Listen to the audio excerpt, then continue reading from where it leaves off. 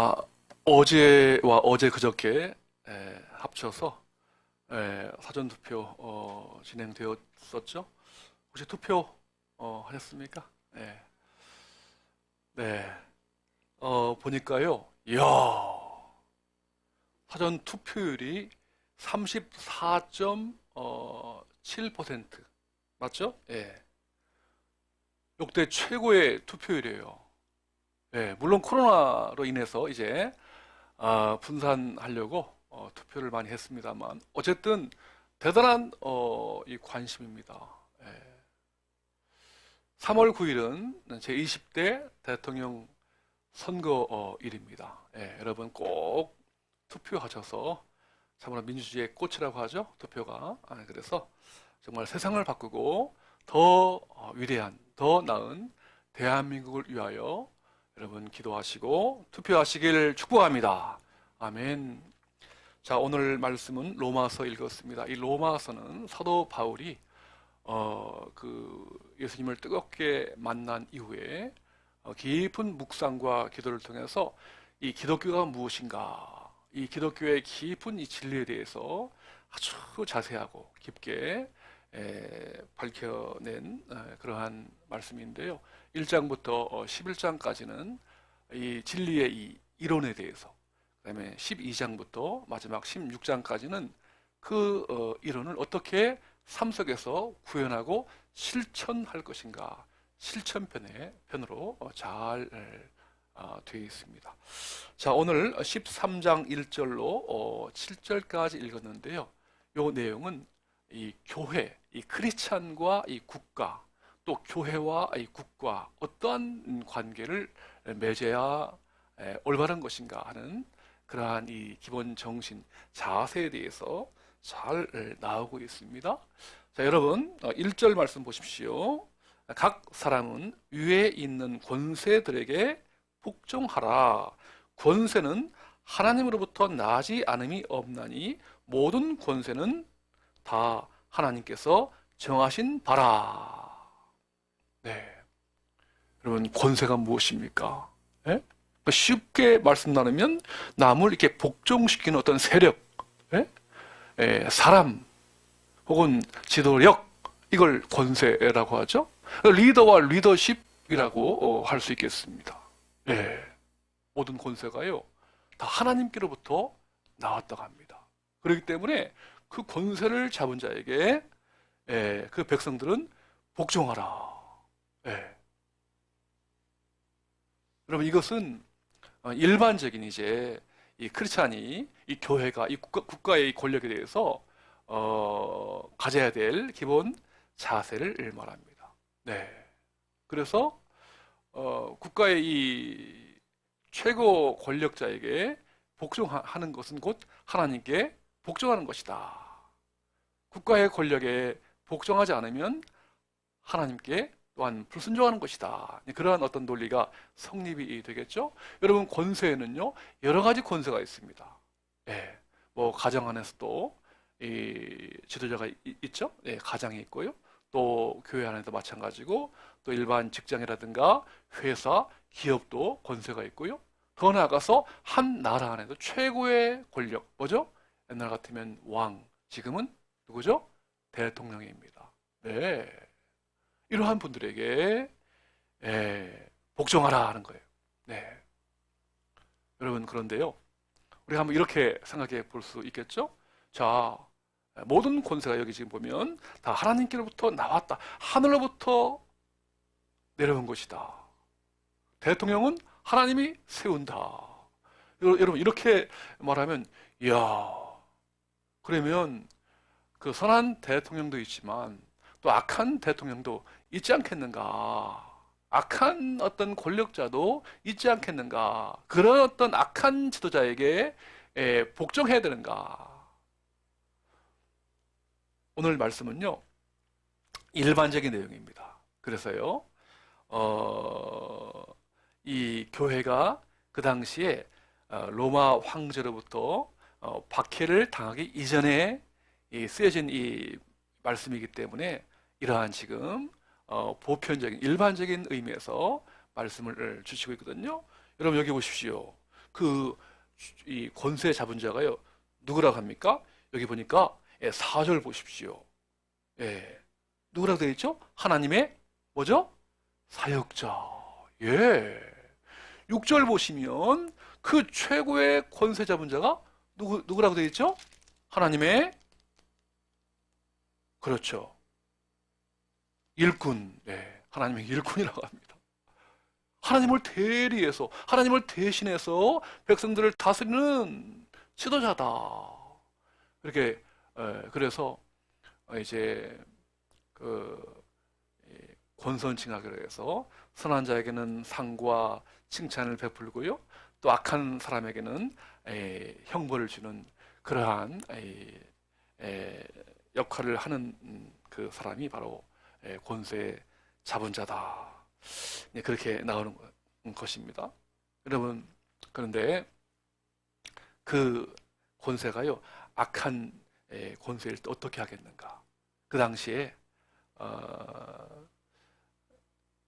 여러분 로마 제국의 지배를 받는 시대였습니다. 그래서요, 이제 일대 황제였던 그 옥타비아누스라고 이제 그 당시는 이제 그때는 괜찮았는데 이게 로마 제국의 10대 10명의 황제가요 기독교를 무참하게 박해했습니다.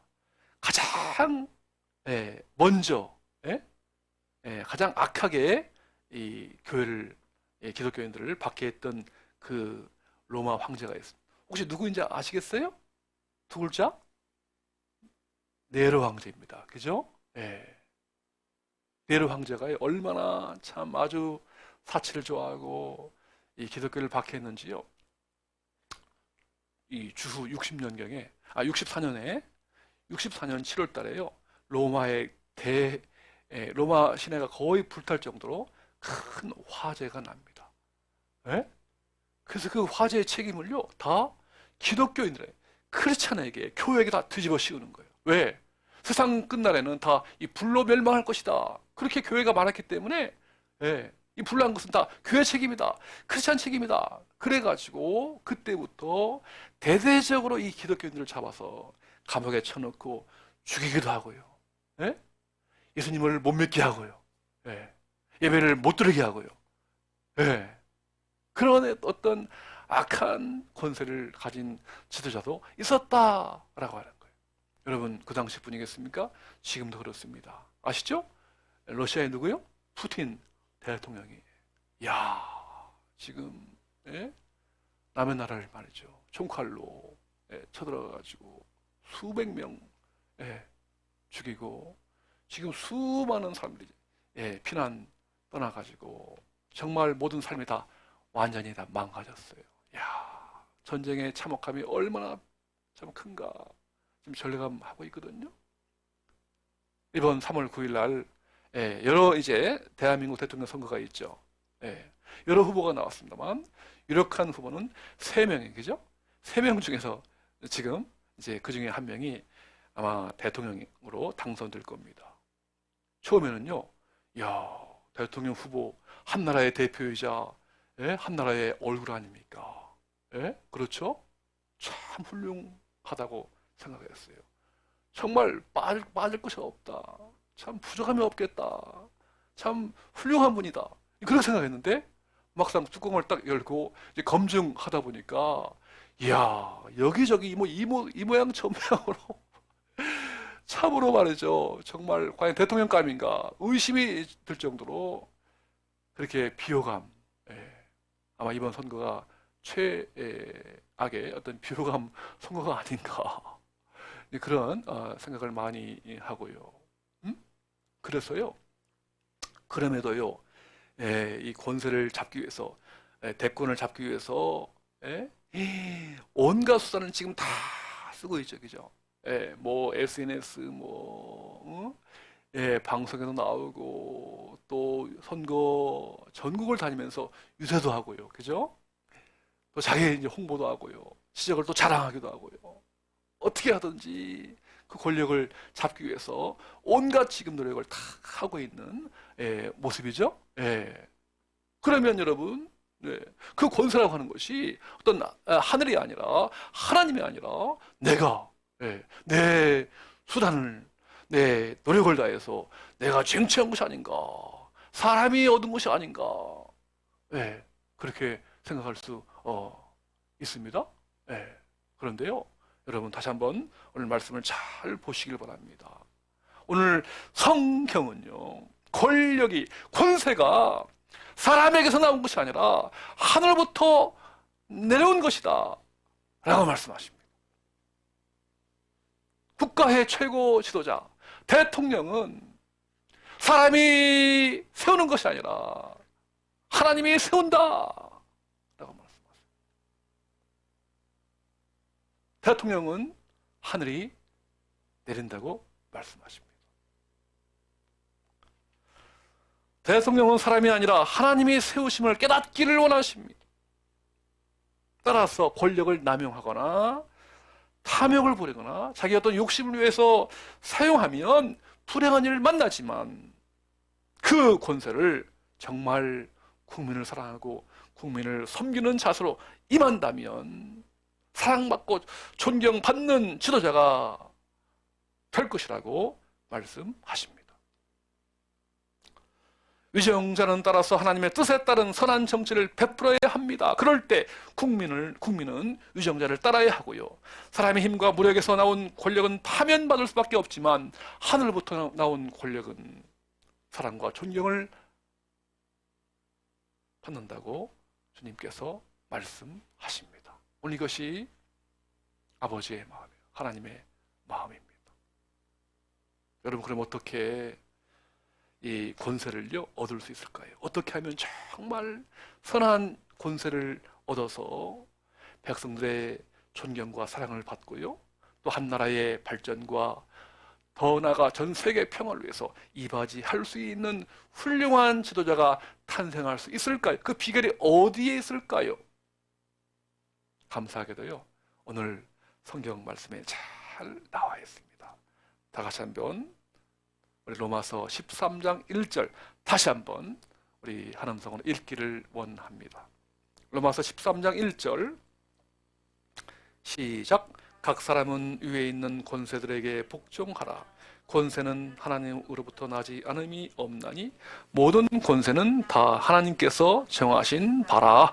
아멘, 아멘. 여러분, 짤막한 한 절 속에요, 권세란 말이 몇 번? 3번 나옵니다. 이 권세란 말은 뭐냐 하면요, 그 원어에 보니까, 헬라 원어에 보니까 엑수시아 라고 해서, 이 엑스는요 무엇으로부터 그런 뜻이고요, 우시아는요 본질, 본체 혹은 소유, 그런 뜻이에요. 따라서 이 권세란 말은 본질이신 누구요? 하나님으로부터 나와서 대통령에게 부여된 것, 이것을 권세라고 합니다. 대통령뿐 아니라 모든 권세 다 하나님으로부터 나온 것이다. 이게 바로 권세의 원래의 뜻입니다. 여러분, 그렇다면 우리가 어떻게 삶 속에서 이 권세란 말을 적용할 수 있을까요? 지금은요, 이 하나님이 직접적으로 통치하는 신정시대도 아니에요. 그죠? 또 왕이 통치하는 왕정시대도 아닙니다. 지금은 국민이 주인이 되어서 통치하는 민주주의 시대예요. 인정하시죠? 네, 그렇죠? 그럼 어떻게 이 말씀을 우리 삶 속에 이 민주주의 시대에 적용할 수 있을까요? 여러분, 대한민국 헌법을 보십시오. 제가 다른 거 몰라도 대한민국 헌법 1조는 알아요. 1항에 이렇게 되어 있습니다. 대한민국은 민주공화국이다. 2항, 대한민국의 주권은 누구에게요? 국민에게 있고, 모든 권력은 어떻게 해요? 국민으로부터 나온다. 따라서요, 하나님께서 그 권세를 국민에게, 백성에게 위임하고요, 또 국민들은 그 권력을요, 권세를 누구에게? 대통령에게 위임하는 겁니다. 그러니까요, 대통령이 권력은 나에게서 나온다, 내가 잡은 것이다, 천만의 말씀이죠. 권세는 다 국민의 것이고요, 그 국민의 권세는요, 누구의 것입니까? 하나님의 것이에요. 하나님이 국민에게 그 권세를 위임한 것이고요, 또한 국민은 그 권세를 대통령에게 위임한 것입니다. 그러니까 이 대통령은요, 권세 가지고서 오만하게 하거나, 예? 국민을 우습게 알고, 예, 탐욕을 부리고 자기만을 유하고요, 사례사욕을 챙기면요, 그 권력은 파면받을 수밖에 없어요. 하지만 그 권세를 가지고서 정말 백성을 사랑하고 나라의 발전을 위해서 이바지하고, 예? 그러면 국민으로부터 인정받고 칭찬을 듣는 훌륭한 지도자가 탄생하는 것이죠. 여러분, 자, 우리 예수님이요, 이 지도자의 모델입니다. 그렇죠? 예수님 만왕의 왕이시고 만주의 주이십니다. 이 지도자의 모델이신 예수님께서 어떻게 그 사람들을 대하셨나, 이 땅에 오셔서 어떠한 마음과 어떠한 자세로 그 삶을 실천하셨나. 여러분, 마가복음 10장 43절부터 45절까지 보면 우리 예수님의 지도자의 모델에 대해서 잘 나오고 있거든요. 어떠한 정신으로 백성을 사랑하는가, 백성을 대했는가 하는 거죠. 같이 한번, 여기 화면에 나와 있죠? 마가복음 10장 43절로 45절인데요. 다시 한번 읽어보십시오. 시작. 너희 중에 누구든지 크고자 하는 자는 너희를 섬기는 자가 되고, 너희 중에 으뜸이 되고자 하는 자는 모든 사람의 종이 되어야 하리라. 인자가 온 것은 섬김을 받으려 함이 아니라 도리어 섬기려 하고 자기 목숨을 많은 사람의 대성물로 주려 함이니라. 아멘, 아멘. 크고자 하는 자는 어떻게 해요? 섬기는 자가 되어야 된다. 으뜸이 되고자 하는 자는 어떻게 해요? 모든 사람의 종이 되어야 한다. 머슴이 되어야 한다. 누가요? 예수님께 실천하셨잖아요. 인자이신 우리 예수님께서, 예? 섬김을 받으신 것이 아니라 섬기셨고요, 마지막에 십자가에서 당신의 고귀한 목숨을 우리 위하여 희생 제물이 되어 주신 거예요. 여러분, 이것이 예수님의 지도자의 하나의 모델인데요, 그러면 우리 예수님께서 십자가에 죽으신 것으로 다 끝났습니까? 그렇지가 않잖아요. 사흘 만에 다시 부활하셔서 성천하시고 지금은 하나님 보좌 우편에 앉아 계셔서, 최고의 영광, 최고의 영예, 최고의 사랑, 최고의 존경을 받는 참 지도자의, 참 권세의 모델이 되어주신 줄로 믿으시길 주의 이름으로 축원합니다. 아멘, 아멘. 여러분, 그렇습니다. 권세는, 대통령은 하나님이 세우십니다. 대통령은 하늘이 내립니다. 그렇기 때문에 대통령이 자기 사회사역을 위해서 권력을 남용하거나 오만방자하게 행한다면 그것은 하나님과 백성들로부터 따돌림당하고 쫓겨나는 일이지만, 그 권세를 가지고서 정말 하나님을 위하고 백성을 사랑하고 나라의 발전을 위해서 이바지한다면 그 권세는 바로 백성으로부터 사랑받고 존경받는 훌륭한 권세인 것입니다. 아멘. 여러분, 성경에도요, 수많은 지도자가 있었고요, 또 이스라엘 지금까지 인류 역사 가운데도 훌륭한 지도자가 많이 나왔습니다. 그 중에 정말 우리가 인정할 만한 그 지도자가 누가 있을까요? 많은 사람이 있겠지만 미국의 제16대 대통령 누구죠? 에브라함 링컨입니다. 이건요, 여러분, 미국 사람만 가장 좋아하는 대통령이 아니에요. 전 세계인들이요. 이 링컨 대통령을 정말 존경합니다. 저도 존경해요. 예. 제가 어떤 그 구체적인 어떤 이 방법을 일러드린 게 아니라, 그 어떤 기본 이 정신을 제가 말씀드릴 텐데요. 이 옥스퍼드 대학교에 리처드 카워디라고 하는 이 교수가 있습니다. 그분이 통합의 리더 대통령 링컨이라고 하는 책을 써가지고 링컨 상을 받았어요. 아주 영예로운 상을 받았는데요. 제가 그 책을 읽어보니까 한마디로 말하면 링컨의 어떤 리더십을 3대 키워드, 세 단어로 압축할 수가 있겠다 싶어요.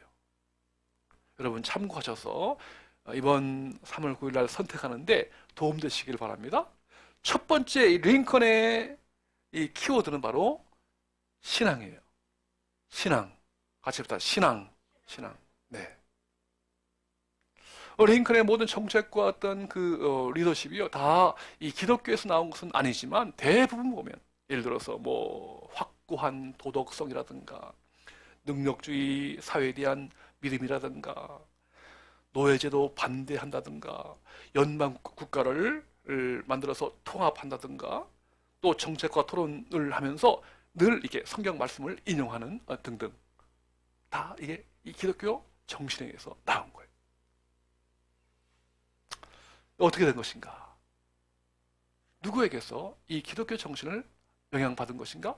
9살 때요, 링컨의 어머니가 풍토병으로 돌아가셨어요. 일찍. 네. 어머니를 추모하면서 자기 친구에게 링컨 이렇게 말합니다. 내가 아직 어려워 글을 읽지 못할 때부터 어머니께서는 날마다 성경을 읽어 주셨고 나를 위해 기도하는 일을 쉬지 않으셨네. 나의 오늘, 나의 희망, 나의 모든 것은 천사와 같은 어머니에게서 물려받은 것이라네. 기독교 정신입니다. 자, 여러분, 제가 한번 퀴즈를 내볼게요. 자, 어떤 후보를 뽑아야 되는가? 1번, 교회는 다니지만, 교회는 출석하지만 정직하지 못한 후보. 2번, 교회는 다니지 않지만 정직한 후보. 3번, 모르겠다. 네. 자, 몇 번입니까? 우리 집사님? 2번. 네. 네. 우리 성도님 해볼 수 있겠습니까? 좋습니다. 우리 또 여기에요. 네. 네. 네. 저도 2번입니다. 네. 1번은요, 교회는 다녀요. 근데 교회에서 이 기독교의 기본 정신이 뭡니까? 정직은 이건 기본이에요. 자유, 민주, 정직, 사랑. 교회 다니면 뭐해? 예? 그 행함이 없는데, 실천하지 않는데, 이거 아닌 거죠. 근데요, 2번, 교회는 다니지 않지만 정직한 후보. 예?